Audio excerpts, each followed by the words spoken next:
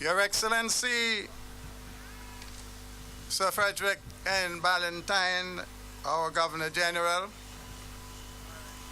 Dr. the Honorable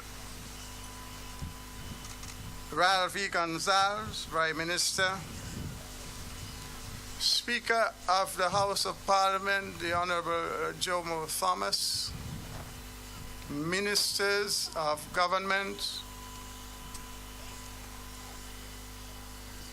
members of the Diplomatic Corps, representatives of the Christian community, heads of departments and statutory corporations,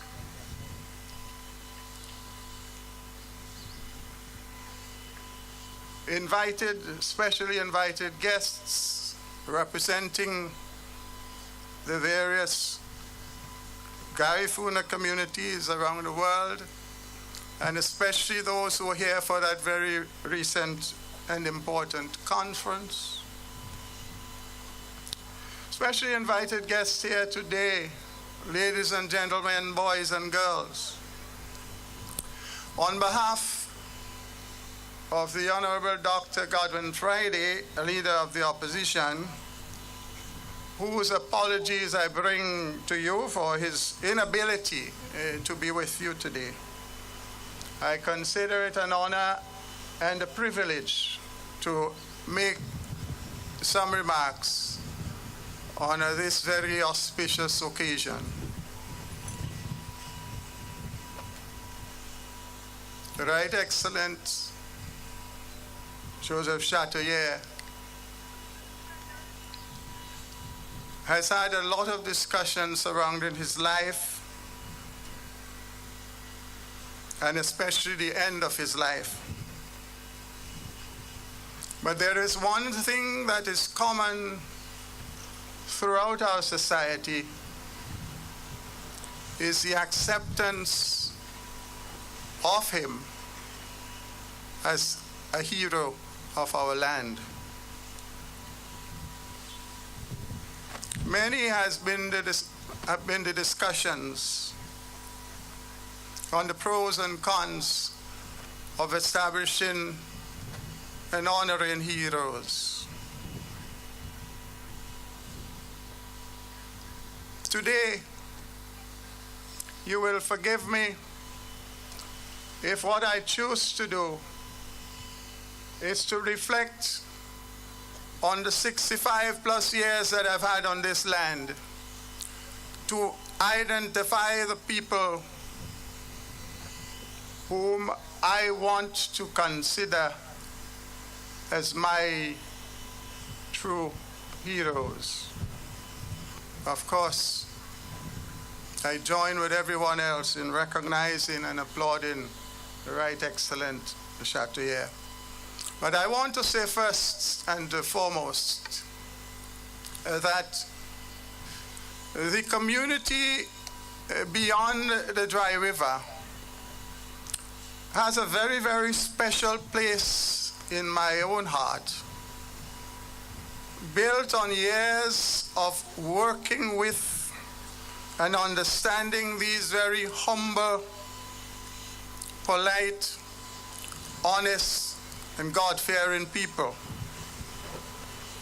I've had the privilege of assisting those communities, particularly in the field of water, but also in encouraging and in assisting in training in productive enterprises. Indeed, before the advent of proper roads, water, and electricity in a community like Fancy, one couldn't help but feeling part of one big, happy family when you visited and spent any time with that community. The need for money, which only came in with the advent of the need to pay bills and other services, in many ways changed the way these people operate, but they still have their core values. Were it not for somebody like Dr. Earl Kirby, Dr. Adrian Fraser, Dr. Edgar Adams, I don't think what's happening here today would be taking place. Dr. Kirby is a man with whom I've worked in a different capacities over very many years. A humble man, an extremely intelligent man, and yes, a very idiosyncratic man. But the fundamental principles on which he lived and operated are indeed extremely honorable.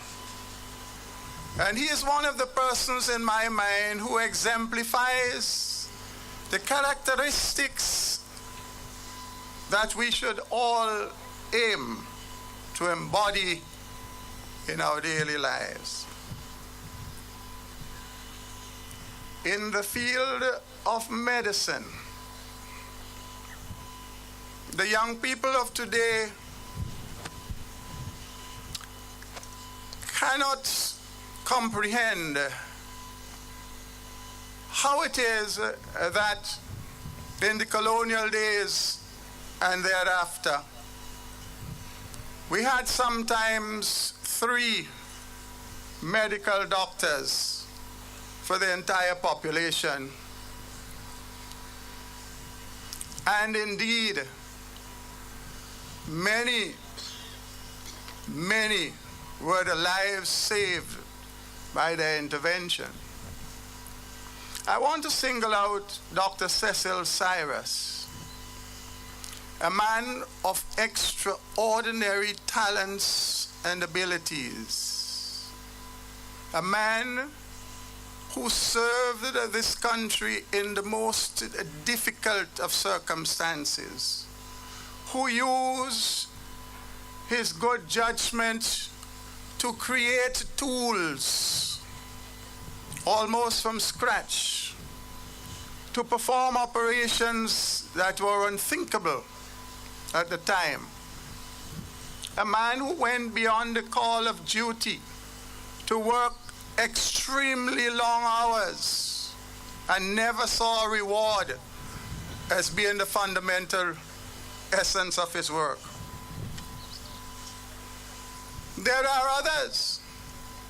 Right here today we have our own Governor General, who I understand is the longest serving Governor General of our country, a heart specialist, and served for many years at the Milton Cater Memorial Hospital. I can think of Dr. Sinclair Thomas, a man from the humblest of backgrounds, who excelled in the world in the area of ear, nose, and throat, and who remains a very humble man today, serving the people of this country. Many of these people, after qualifying around the world, could have gone on to serve at prestigious institutions in the place of study and in other parts of the world. But they chose to come back here.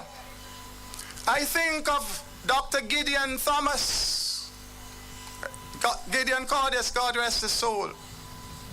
And for the young people, something like yours is not known to you.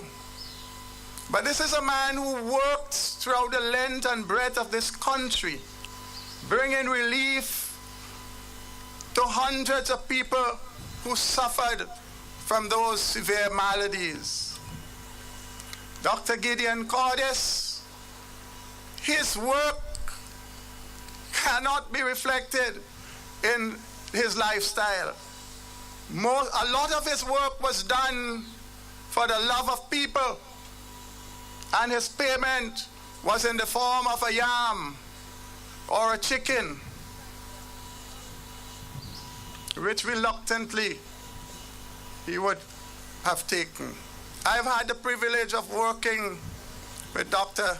Cordis in several capacities over the years, and to listen not only to his reports, because he was a very humble man as well, but to listen to people who knew of his work, to hear them speak of the commitment of Dr. Cordis, makes me proud to be a Vincentian. But alas, ladies and gentlemen, boys and girls, when you listen to me, you might get the impression that I feel that only people who have gone to universities and who come back and serve at different levels of society are heroes. Nothing is further from the truth. In every sphere of life, there are people who give beyond the call of duty. Every sphere of life. Think of what our country will be today if we didn't have committed and well-trained people in the area of solid waste management. Think of what these people do every time we have some major revelry and we find it necessary to urinate on the walls and on the street and everywhere possible after consuming too much alcohol. Think of what our city would be the next morning if these people didn't come in droves when we went our merry ways and worked tirelessly to restore the place to some form of normalcy. There is dignity in every work, and there are members of this team who are very proud and even refer to themselves jokingly as the best dressed garbologists. That is not a boast. That is a statement of pride. There are, ladies and gentlemen, teachers, some of them who have never seen a university, who have served in this country as head teachers and as specialist teachers. In my day in a primary school, a head teacher was someone to whom the entire community looked up to. Because a head teacher was not just the person who managed the school. A head teacher in my day knew every student and had regular contacts with the parents to find out why the children not coming to school, why they're looking sleepy. The head teacher in primary school in my day allowed children to remain in school up to the ages of 16 and 17. And many of these people went on to fill critical positions in our society from their late education. Today,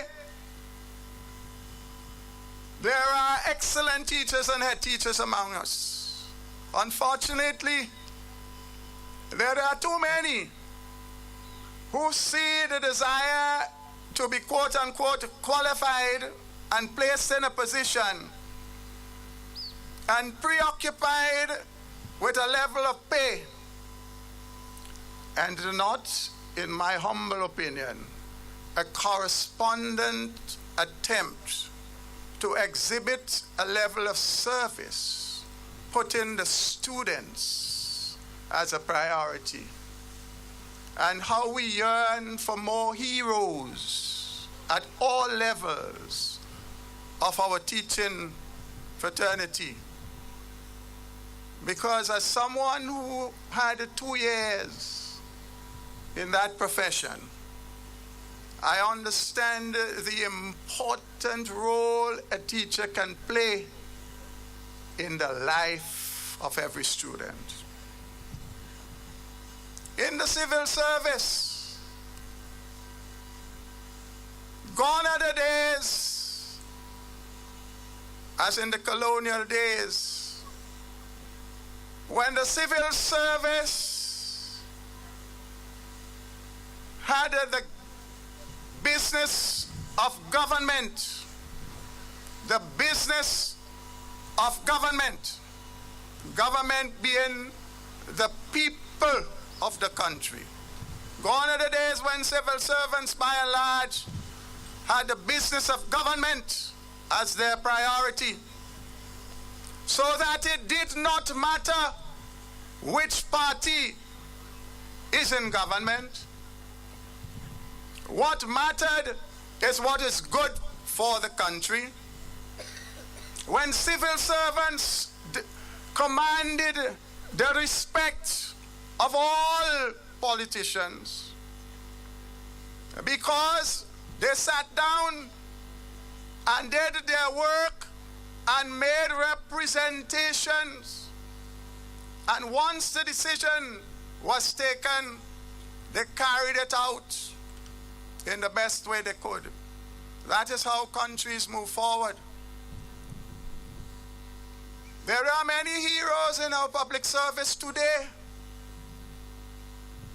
Unfortunately, there are too many who don't understand what heroism is. We need as a people to understand that when Joseph Chattoyer, His Excellency, and all of his colleagues, when they went forward, they weren't preoccupied with notoriety. They had a cause and a purpose. They weren't thinking about people recognizing them. They saw injustice and they laid their lives down to make sure that what they believed in had a chance to flourish. I am very concerned when too often in this quest for the recognition of additional national heroes, we seem almost exclusively to look at a category of people who don't necessarily create any wealth, but who have a tendency to extract wealth from the peoples of this land, from their hard sweat, and who oftentimes do not use that wealth in the best interest of all of the peoples of this land. Yet, we want to single these people out as heroes. We must understand that Joseph Chattoyer had very little in terms of resources to use, but he was able to marshal the people, and even more importantly, brothers and sisters, ladies and gentlemen, he led from the front. He didn't say, go and fight. He led the fight. That is what heroism is about. He made the change happen. And that is why in this quest for national heroes further, which I am totally in agreement with, we have to learn to be proud of ourselves, who we are. But let us focus, I want to suggest, on some specific and important characteristics that will distinguish people in any era, so that in another 65 years or so, when that generation is celebrating the heroes, some of them that we may have installed, they can appreciate, and the argument will not be to and fro, but like Joseph Chattoyer, they will say, yeah, That was a man, that was a woman who embodied the principles for which I am justly proud. A hero must not just be a hero in the current dispensation. A hero must survive the passage of time, and we must be deliberate in our process of selection. And finally, ladies and gentlemen, this spot, while we recognize the importance and the significance, it is not the easiest of sight for a lot of people to get to. A monument representing our hero should likely be in a position where most of the population can have easy access to it and see it on a regular basis, so that the children can have ingrained in their minds what this monument stands for.